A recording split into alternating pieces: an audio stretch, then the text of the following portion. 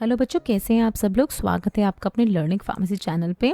तो जैसे कि बच्चों आप सब जानते हैं, हमने अपने चैनल पे रेलवे फार्मासिस्ट एग्जामिनेशन के लिए एक पूरी ही सीरीज चलाई है, जहां जितने भी प्रीवियस ईयर में क्वेश्चंस आ चुके हैं, जो भी आपके क्वेश्चंस आ सकते हैं आपके इस आने वाले रेलवे फार्मासिस्ट एग्जामिनेशन में, उन सभी को हम कवर करने की बच्चों कोशिश करते हैं।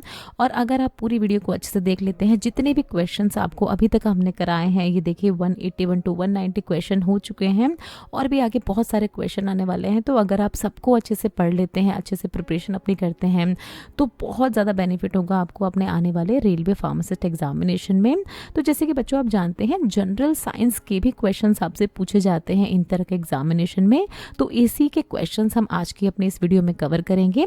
वीडियो स्टार्ट करने से पहले बच्चों, मेरा नाम स्तुति है, मैं एक रजिस्टर्ड फार्मासिस्ट हूँ, करंटली यूएसए में सेटल्ड हूँ और यहीं से आपके लिए सारा ही कंटेंट बनाती हूँ। तो चलिए शुरू करते हैं अपना आज का सेशन। तो देखिए, फर्स्ट क्वेश्चन हम देखेंगे अपने आज के इस वीडियो का। पूछ रहे हैं आपसे कि which is the earliest engineering educational institution in India. India का सबसे पहला इंजीनियरिंग कॉलेज कौन सा था, ये आपसे पूछा जा रहा है बेसिकली। तो डिफरेंट ऑप्शंस में आप देख रहे हैं, Roorkee engineering, BIT, IIT Kharagpur and BHU. तो बच्चों आंसर है इसका option A, Roorkee engineering college, जिसको आईआईटी रुड़की के नाम से जाना जाता है। कहाँ पर है ये? उत्तराखंड में है। ये सबसे पहला इंजीनियरिंग कॉलेज था इंडिया का। कब स्टैब्लिश किया गया था? तो ईयर 1847 में स्टैब्लिश किया गया था इसको। और देखिए, इसको ये जो ईयर 1854 में इसका नाम बदल के रख दिया गया था Thomson college of civil engineering, जो कि इनके मेंटोर थे जेम्स थॉमसन, इनके नाम पे इसको रखा गया था।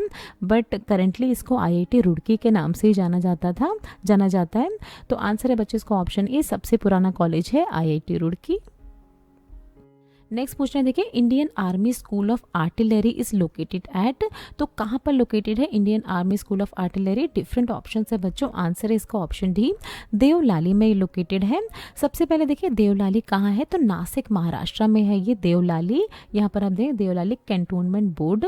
अब यहाँ पर क्या किया जाता है, जितने भी न्यू ऑफिसर्स अपॉइंट होते हैं या न्यू सोल्जर्स अपॉइंट होते हैं, तो उनकी ट्रेनिंग की जाती है, ट्रेन किया जाता है उनको डिफरेंट वेपन्स को किस तरह से इस्तेमाल करना है, जो कि हमारी सेना में इस्तेमाल होते हैं। अलग अलग तरह के वेपन्स का इस्तेमाल किया जाता है, तो किस तरह से उसको इस्तेमाल करना है ठीक से। उन वेपन्स का देखिए इवैल्यूएशन भी किया जाता है कि वो वेपन्स काम करने के लायक है या नहीं। तो ये सारा ही काम किया जाता है इस तरह के यहाँ पर देवलाली कैंटोनमेंट बोर्ड में। नेक्स्ट पूछना है, देखिए, the para troopers training school of Indian air force is located at. कहाँ पर है पैरा ट्रूपर्स ट्रेनिंग स्कूल? तो ये देखिए डिफरेंट ऑप्शंस है, आंसर है बच्चों इसका ऑप्शन बी, आगरा में है ये। तो सबसे पहले देखिए पैरा ट्रूपर्स क्या होते हैं, अगर हम इनके बारे में बात करें तो देखिए ये ऐसे ट्रेंड पर्सोनल्स होते हैं आर्मी के यानी इंडियन एयरफोर्स के, जिनको एक particular area site of operation में जाके अपना मिलिट्री जो भी मिलिट्री वर्क है वो करने के लिए इनको ट्रेन किया जाता है। मतलब फॉर एग्जाम्पल, अगर किसी जगह पे जाके एयरफोर्स का कोई पर्सोनल है और उसने देखा है कि किसी जगह पे कोई लोग जो हैं वो अटके हुए हैं, वो उनको बचाना है, उस जगह से लोगों को निकालना है, तो इस तरह के पैरा ट्रूपर इन तरह के पैराशूट की मदद से उस तरह के लैंड पे लैंडिंग करेंगे और वहाँ से जितनी भी जाने हैं वो बचाई जा सकती हैं। तो इस तरह से वो ऑपरेट करते हैं। अगर हम और भी बहुत सारे इनके अलग अलग फंक्शंस होते हैं। तो इस तरह का पैरा ट्रूपर ट्रेनिंग स्कूल कहाँ पर है? आगरा उत्तर प्रदेश में है, जो कि इंडियन एयरफोर्स द्वारा ऑपरेट किया जाता है। और कब इसकी फाउंडेशन हुई थी? तो ये 1948 में इसको फाउंड किया गया था, इसको मतलब इसकी नींव रखी गई थी। अगर हम बात करें किस तरह से ट्रेनिंग प्रोवाइड की जाती है, कौन कौन सी ट्रेनिंग प्रोवाइड की जाती है यहाँ पर पैरा ट्रूपर ट्रेनिंग स्कूल में, तो parachuting and combat military free fall training. Parachuting जैसे कि आपने देखा, पैराशूट की मदद से किसी की जान बचाना, या कहीं पर जाके अगर ड्रॉप करनी है कोई चीज़ें, सामान पहुँचाना है, तो इस तरह की इनकी सर्विसेज होती हैं।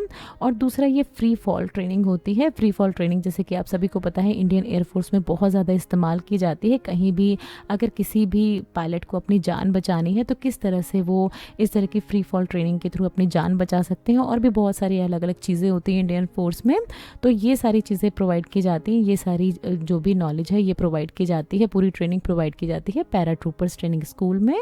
नेक्स्ट पूछ रहे हैं, देखिए where is the earlier headquarter of oil and natural gas commission, जिसको ONGC के नाम से भी जानते हैं। तो यहाँ पर आप देख रहे हैं अर्लियर हेडक्वार्टर, इसके बारे में पूछा जा रहा है। डिफरेंट ऑप्शन है बच्चों, आंसर इसका ऑप्शन ए देहरादून में है इसका अर्लियर हेडक्वार्टर। तो देखिए oil and natural gas commission जो कि बहुत ज़्यादा इंपॉर्टेंट रोल प्ले करती है, हमारे जो भी ऑयल ट्रांसपोर्ट किए जाते हैं या जो भी ऑयल की माइनिंग की जाती है, is an Indian multinational oil and gas company है ये पूरी हमारी देश की। और यहाँ पर बहुत सारे जैसे कि हमने कहे ऑयल से रिलेटेड काम किए जाते हैं। इसका अर्ली हेडक्वार्टर कहाँ था, तो देहरादून उत्तराखंड में इसका पहला हेडक्वार्टर था। अभी राइट नाउ ये करंटली रजिस्टर्ड है, इसका एक रजिस्टर्ड ऑफिस कहाँ पर है, न्यू दिल्ली में है। न्यू दिल्ली के दीनदयाल ऊर्जा भवन वसंत कुंज न्यू दिल्ली में इसका राइट नाउ इसका रजिस्टर्ड ऑफिस है। तो ये इसका आंसर था बच्चों, अर्लियर हेडक्वार्टर पूछा था तो वो देहरादून में है। राइट नाउ इसका करंटली इसका ऑफिस न्यू दिल्ली में है। नेक्स्ट पूछ रहे हैं, देखिए the national institute of communicable disease is located at which of the following place. तो ये कहाँ पर है, national institute of communicable disease. Different option है बच्चों, आंसर इसका ऑप्शन ए दिल्ली में है ये देखिए इसको NICD के नाम से जाना जाता है, national institute of communicable disease. ये एक ऐसी इंस्टीट्यूशन है जो कि Indian council of medical research के तहत काम करती है, इसके अंडर काम करती है। और इसका बेसिक प्रिंसिपल क्या होता है, इसका बेसिक काम होता है कि जितनी भी कम्युनिकेबल डिसीज होती हैं, कम्युनिकेबल डिसीज की अगर बात करें, ऐसी डिसीज होती हैं जो कि एक पर्सन से दूसरे पर्सन को स्प्रेड होने का बहुत चांस होता है। जैसे कि अभी हमारा कोरोना वायरस था, हमने देखा हाल ही में।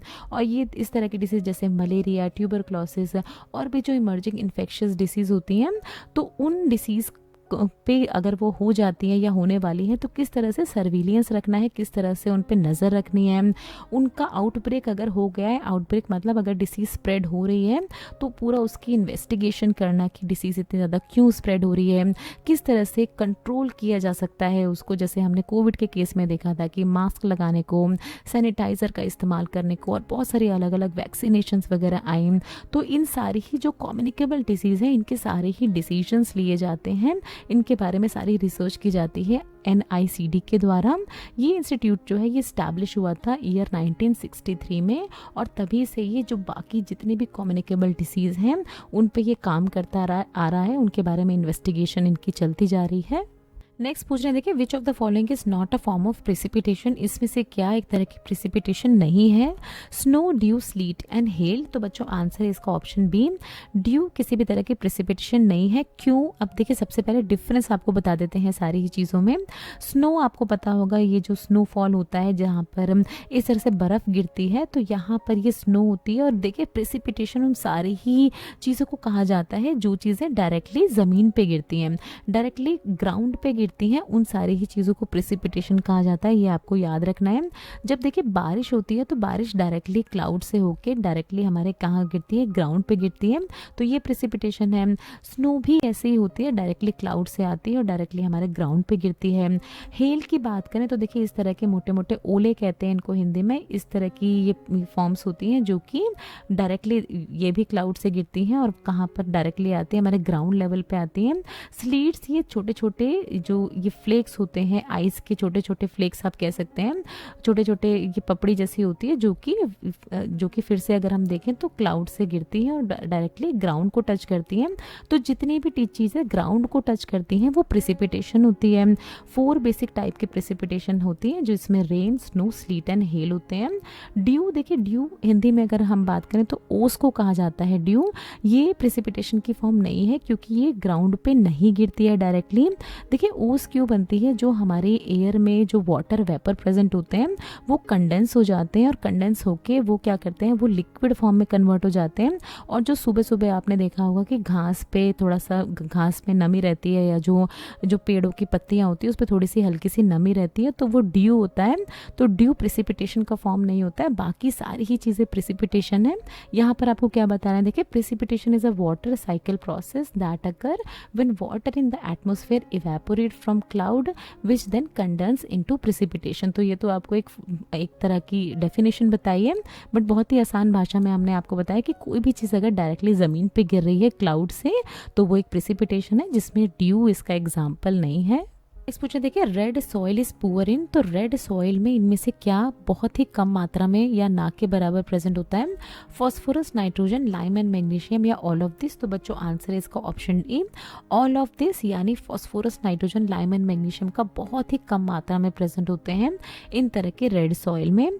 तो रेड सॉइल अगर हम बात करें क्या होती है, तो ये देखिए फर्टाइल यानी उपजाऊ सॉइल होती है, वेल ड्रेन्ड सॉइल होती है, जो कि बहुत ही आइडल होती है किन तरह के क्रॉप्स को ग्रो करने के लिए? तो बनाना एंड शुगर केन जैसी जो क्रॉप्स होती हैं, केले और जो हमारे गन्ने की खेती होती है, तो उनको उगाने के लिए इस तरह की सॉइल का बहुत ज़्यादा इस्तेमाल किया जाता है।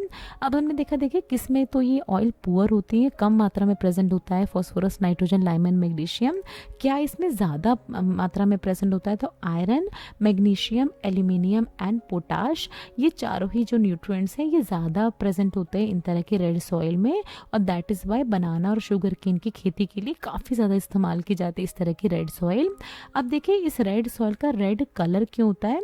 क्योंकि देखिए इसका जो पेरेंट रॉक होता है, पेरेंट रॉक यानी जिससे तोड़ तोड़ के इस तरह की सॉइल को बनाया जाता है, ग्रेनाइट वगैरह होते हैं, तो उस पेरेंट रॉक में प्रेजेंट होता है आयरन ऑक्साइड, और यही आयरन ऑक्साइड देता है इसको इस तरह का रेड कलर।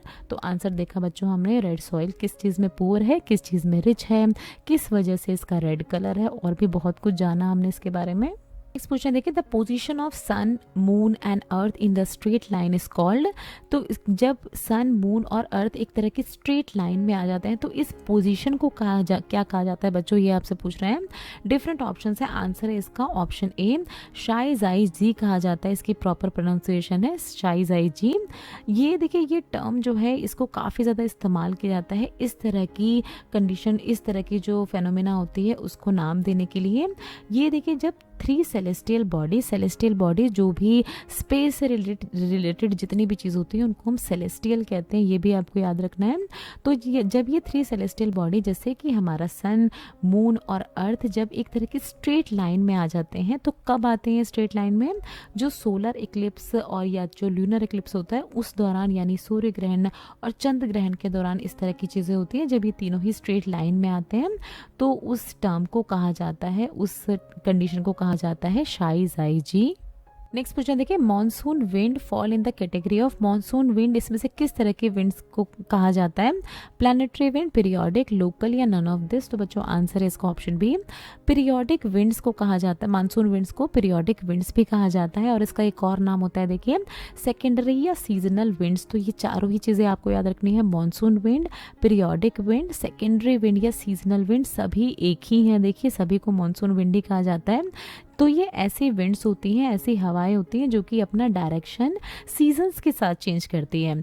फॉर एग्जांपल देखिए मान लीजिए समर का टाइम है, जब समर सीज़न है तो ये इस तरह की विंड जो है ये सी से लैंड की तरफ चलती है, यहाँ पर आप देख रहे हैं। और जब विंटर का टाइम आता है तो ये जो विंड्स होती हैं ये क्या होती है, ये लैंड से सी की तरफ आती हैं। तो देखिए जैसे जैसे सीज़न चेंज हो रहे हैं वैसे वैसे इसका डायरेक्शन चेंज हो रहा है, इसीलिए इसको कहा जाता है पीरियोडिक विंड्स। लास्ट क्वेश्चन हम देखेंगे अपने आज की इस वीडियो का, पूछ रहे हैं आपसे the origin of earth date backs to, मतलब अर्थ कितनी पुरानी है?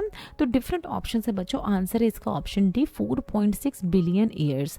अब देखिए सब साइंटिस्ट के अकॉर्डिंग, जितने भी साइंटिस्ट जो भी इन पे रिसर्च करते हैं उनके अकॉर्डिंग जब अर्थ बनना शुरू हुई थी तो पहले ये एक तरह के डिस्क शेप के क्लाउड्स थे, डिस्क शेप के क्लाउड थे डस्ट और गैस के, जो कि जो अर्लीस्ट सन था, जो पहले का सन था उसके अराउंड रोटेट होते थे।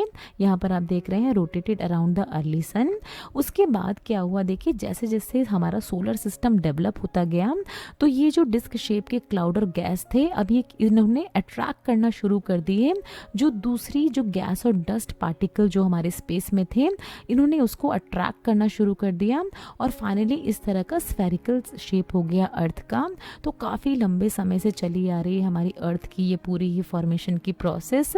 तो टोटल 4.6 बिलियन ईयर्स पुरानी है हमारी अर्थ। सो थैंक्स फॉर वॉचिंग बच्चों। नेक्स्ट वीडियो में कुछ इसी तरह के बहुत ही इंपॉर्टेंट क्वेश्चंस आपसे डिस्कस करेंगे जो कि बहुत ज़्यादा बेनिफिट करेंगे आपको आने वाले रेलवे फार्मासिस्ट एग्जामिनेशन में। और इस बार एक सीट पक्की करनी है इसकी गारंटी के साथ। अगर आपको वीडियो अच्छी लगे तो वीडियो को लाइक ज़रूर कर दें। चैनल पे पहली बार आए तो सब्सक्राइब किए बिना बिल्कुल ना जाएं। कोई भी सवाल या सुझाव अगर आपके मन में है तो नीचे दिए गए कमेंट सेक्शन में आप हमसे पूछ सकते हैं। तो चलिए मिलते हैं आपसे अगली वीडियो में कुछ ऐसे ही इंपॉर्टेंट क्वेश्चंस के साथ। तब तक आप सब लोग अपना ध्यान रखें।